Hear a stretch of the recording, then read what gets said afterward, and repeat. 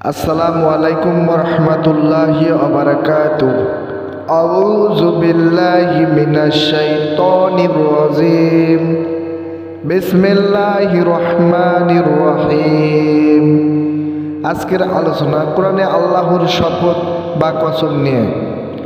আল্লাহ তোমাদেরকে পাকড়াও করেন না তোমাদেরকে অর্থহীন কসমের ব্যাপারে, কিন্তু যে কসমে তোমরা দৃষ্টভাবে করো সে কসমের জন্য তোমাদেরকে পাকড়াও করেন। সুতরাং এর কাফফারা হলো 10 জন মিসকিনকে খাবার দান করা, মধ্যম ধরনের খাবার যা তোমরা স্বীয় পরিবারকে খাওয়াইয়ে থাকো, অথবা তাদের বস্ত্র দান করো, কিংবা একজন দাস দাসীকে মুক্ত করো। অতঃপর যে সামর্থ্য রাখে না তবে 3 দিন সিয়াম পালন করা, এটা তোমাদের কসমের কাফফারা। যদি তোমরা কসম করো আর তোমরা তোমাদের কসম হেফাজত করো। এমনিভাবে আল্লাহ তোমাদের জন্য তার আয়াতসমূহ বর্ণনা করেন যাতে তোমরা শুকর আদায় করো। সূরা আল মাইদা আয়াত নং 89।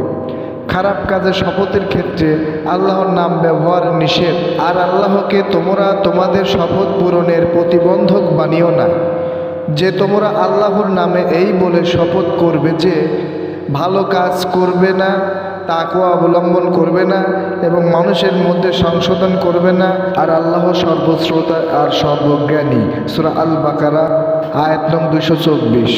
আল্লাহর নামে মিথ্যা বলা নিষেধ।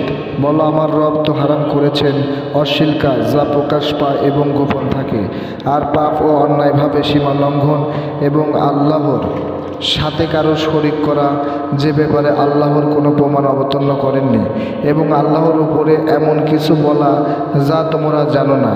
আল আরাফ আয়াত নং 33।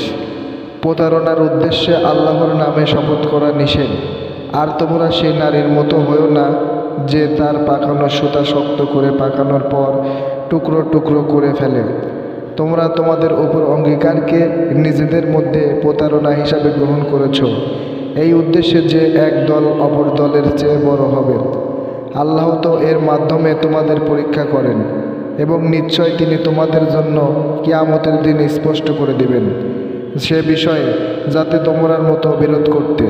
সূরা নাহল আয়াত নং 92। শপথ ভঙ্গ করা যাবে না। আর তুমি তোমার হাতে এক মুঠো তৃণলতা নাও এবং তা দিয়ে আঘাত করো, আর কসম ভঙ্গ করো না। নিশ্চয় আমি তাকে ধৈর্যশীল পেয়েছি, সে কতই না উত্তম বান্দা। নিশ্চয় সে ছিল আমার অভিমুখী। সূরা সোয়াদ আয়াত নং 44।